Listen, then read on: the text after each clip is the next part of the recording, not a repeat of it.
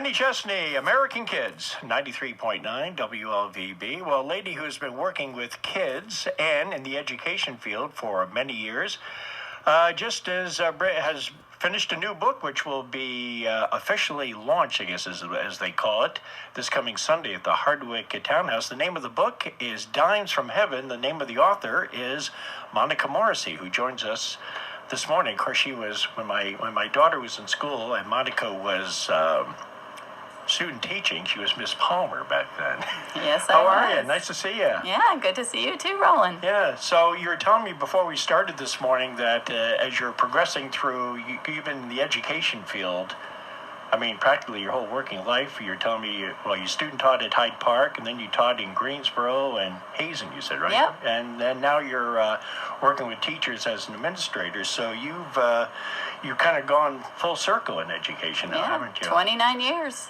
What? But you said during all this time, writing a book was never part of the plan. So how did it become part of the plan? No, it was not part of the plan. I actually didn't like writing. I liked math better.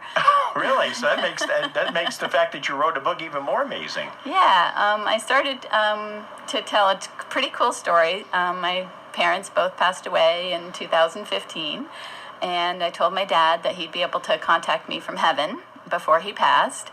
And 2 weeks after he passed away, I hiked Elmore Mountain, and I always used to call him down to the family camp on Lake Elmore. Many of you will remember, lots of good memories there.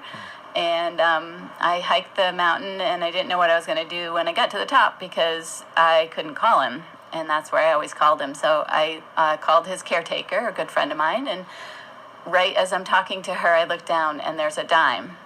Now, a dime might not seem too important here, but my dad had a coin collection, and he made us all in the family, all us kids and all the grandkids, a special necklace that had a Liberty Head dime in it. And so that was, to me, it was a clue that he was sending me a message. Really? That's really interesting. Yeah. So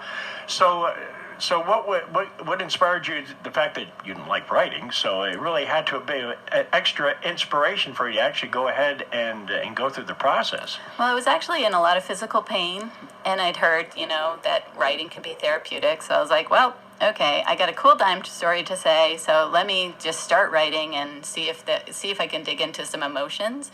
And when I did that, I dug into some emotions about growing up and some of the difficulties that I had and how those affected me.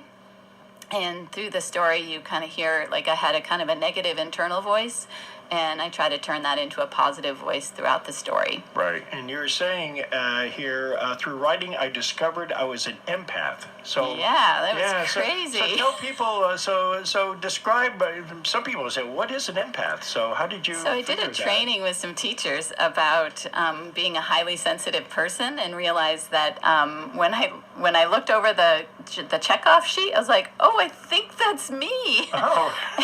So while I was... So what was the criteria? Just being able to kind of sense how other people feel, and absorbing some of that energy. So I describe it in the book as like when you're out in sunshine, and the sunshine feels really good on the inside of your body too. But being around like cold and snow, like this morning, kind of affects my body. But that's how I am around people too. And so being an empath, feeling emotions a little bit harder than most people. And I felt like this information, a lot of other people might be able to identify with this, and it might help other people. Did you find it almost like the book was writing itself as you got going and say, boy, I hated writing, and now look at him. Did it really kind of spill out, and the book just kind of came? It did. It came very quickly. A lot of people say that it takes years to write a book. From the time that I put my pen to paper, it was 9 months until it released on Amazon. And that was just like crazy. Like it just came from within. Did you think as you continued to write, was the thought in your mind like, I think this could become a book, or did you think it was maybe just like thoughts that you just continue to write and would it become a book? Actually, that's part of the story. My husband, we were on vacation in Florida when I began to write, and he actually comes into the story at different points in time, and he was the one when I started writing, and he looked at me and he said, "Is that going to be a book?"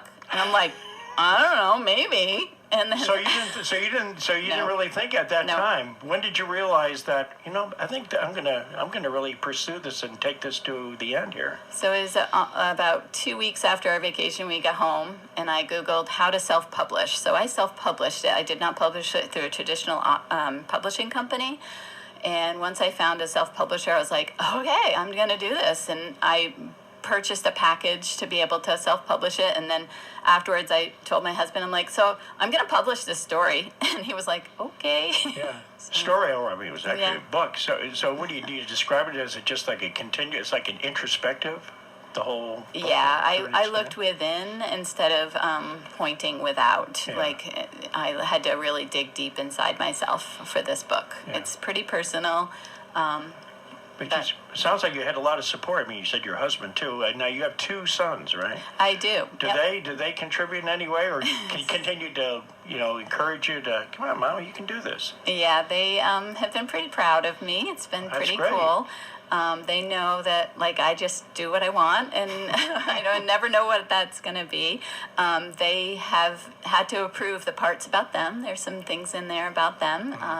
So they've read parts of it. So they've been very supportive. Right. So they all liked it, because Yep. obviously they probably read it, or they were part of it actually. So. Well, and some of the stuff they always like kind of pick on me about, and but As good kids do. but the one dime that was the clincher, I won't give away the ending. Oh no, don't do that. But that was like for sure. Like, this is real. This is your grandfather. That was your sign. That was a sign right there.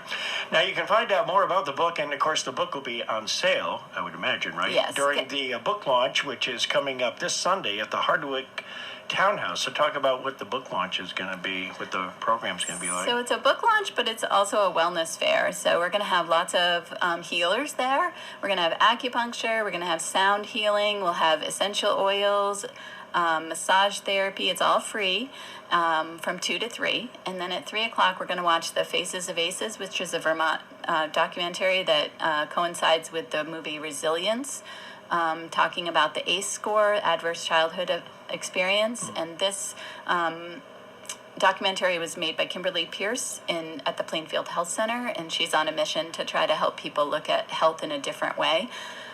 What comes up in my book is my father was a mechanic, as you know. I know, yes. Right, from Palmer's Incorporated. Right. And we have to, in our healthcare system, we're looking at the machine, at the body as a machine, like an engine. Like, my father thought that he could go to the heart doctor and just get kind of tuned up every once in a while, and he'd be okay. If it was only that easy. Yeah, but it really has to do a lot with our thoughts, how our thoughts affect our physical body. So I'm doing this wellness fair as part of it. We've got lots of door prizes.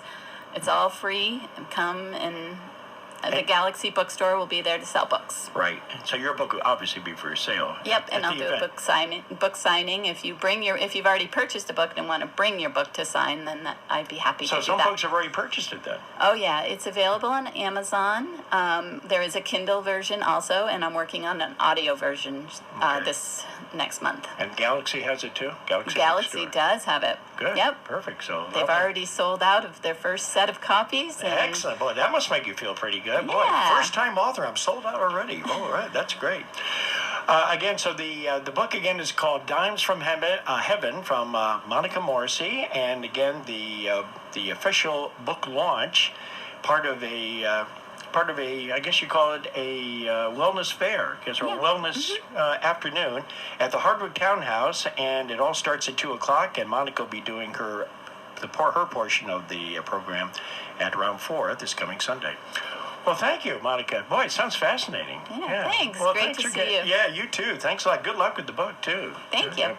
Monica Morrissey with us this morning, 93.9 WLVB. It is 8:29. We're going to check in.